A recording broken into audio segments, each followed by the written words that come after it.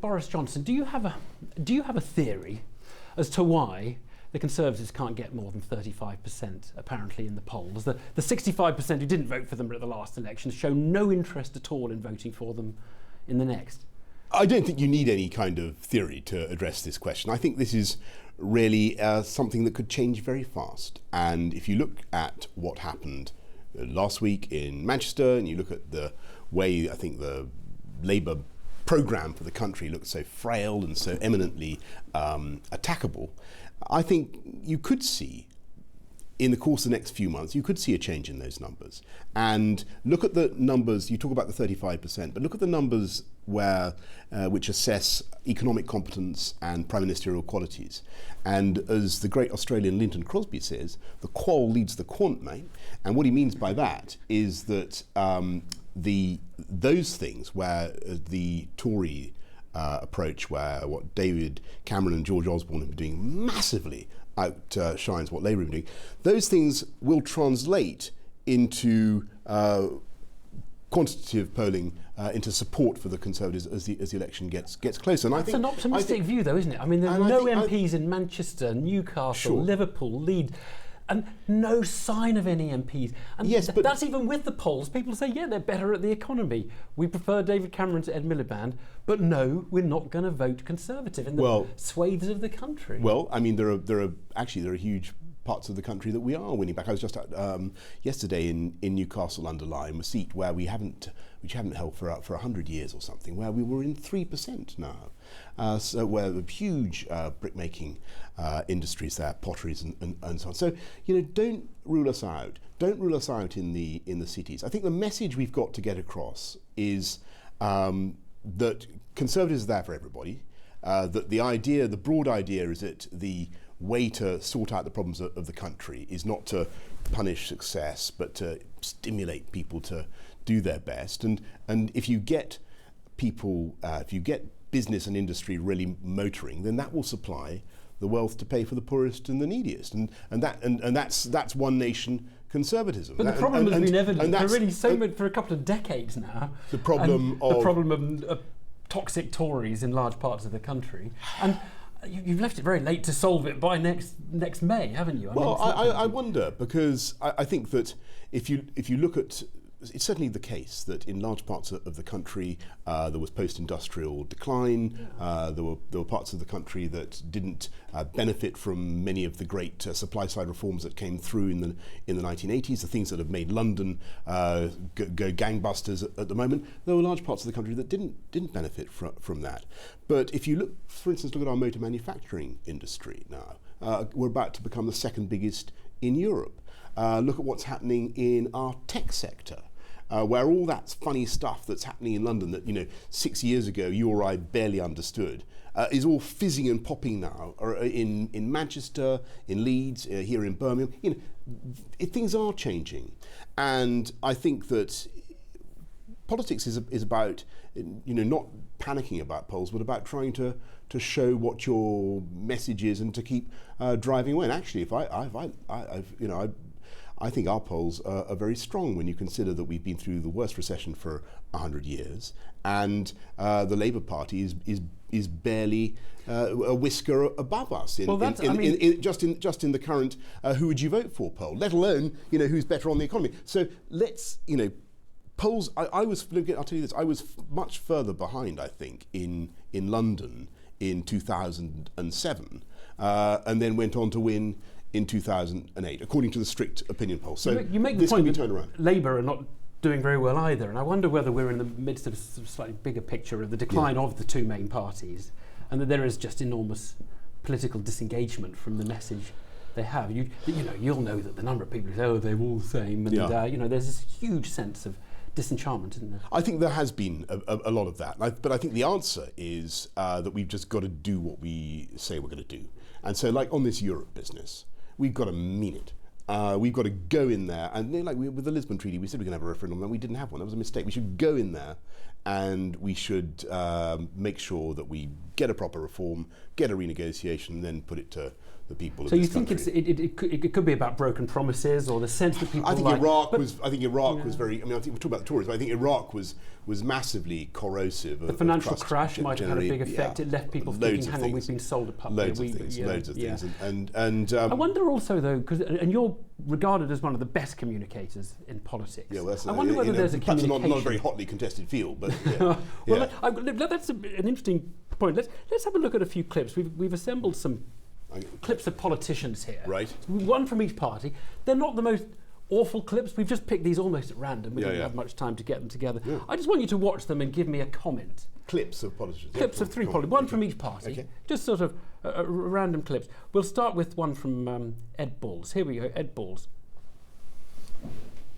Well, look, we want a more strategic approach to the railways, definitely. The fact that Network Rail has now come back onto the government balance sheet provides an opportunity for that. But I think actually the franchising process over the last years has delivered more passenger numbers. There's been big public investment as well. But actually in the East Coast, they're a public operator who's been doing a really good job. So this is one from Ed Davey, the Liberal Democrat Energy Minister.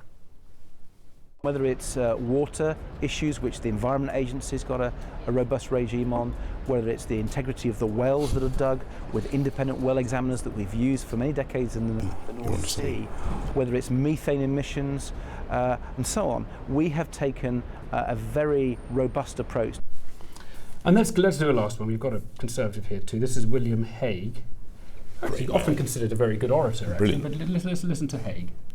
Well, I think these events make even clearer the need for what we are proposing, that it is essential to have change in Europe. And what has happened here, which is an increasing power for the European Parliament at the expense of the Council, the heads of government, makes the need for that even clearer. Okay, let me just give you my thoughts about that before you ask me. I think one thing that is incredibly important is to try to speak, and I fail totally in this, and I catch myself endlessly on the radio, you're waffling and blurbling and using all sorts of endless Latinate words in exactly that way, and that what people listen to are short Anglo-Saxon words that readily correspond to some object in the universe that they can identify. So, in other words, talk simply, use plain English, and talk about stuff in the real world. Now, Winston Churchill, when he made his great speeches, with the things that really shot through into the public consciousness, what were they?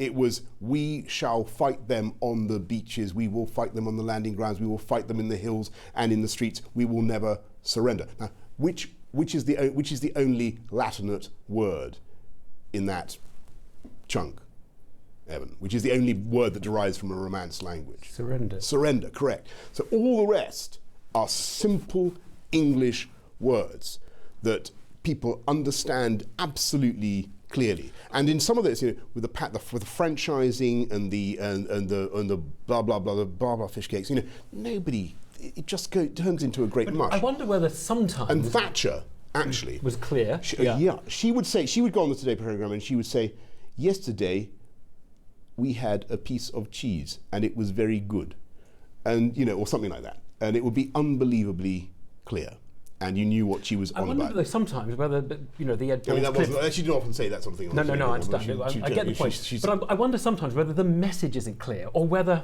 essentially the sentences come out like that because you're trying to obfuscate. Yes, completely right. What's going on is that politicians are using complicated words and concepts in order to polyfiller over a difficult bit in the argument. And that's what cheeses people off, to get back to cheese for some reason. Because they can detect that, they can spot it, and they want to hear it put more simply. And I mean, I'm a terrible offender myself, and I know I do it, and I try not to. Yeah, but you do it with more aplomb, and you're funny sometimes, and funnier than the others. If you want to be heard, you have to speak plainly, and I believe that completely. And Well, that is, I think, at the heart of much of the problem. And I mean, I wonder if everyone... but what it's about, it's a problem. I think it is a problem of language, and it's a problem of style. But that reflects an unwillingness to be honest about the issues. And suppose we've got to close 70 police stations in London. Now, it would be much easier to talk about reform and improvement of the estate, or some such waffle. I mean, it's interesting because we were having this discussion earlier whether if everybody was like you and a little bit more open and perhaps a little bit more willing to make gaffes and to speak out of off script. This is not by the way. If they were, maybe the world would fall in and there would be disorder. Well, I think people would be. I think it would be much more interesting because I think the arguments, when you dig into, people want to engage in the argument, and you can't engage in the argument if it's cloaked and swaddled in a load of waffle that nobody can get to grips with. I wonder if there's a bit of a question over your style. This is an interesting question, whether it's hard to both be very engaging and statesmanlike, because it's really conspicuous on the polling for you, on the characteristics. Yeah. You score so highly on likability and incredibly low on statesmanship. It's a fact you've probably seen all this. I know, but do you worry about not being able to be serious? Not remotely, because I'd much rather be understood, and I'd much rather be able to get my case across than just to sort of jazz everything up in a load of meaningless waffle. Boris Johnson, thanks very much. Thank you.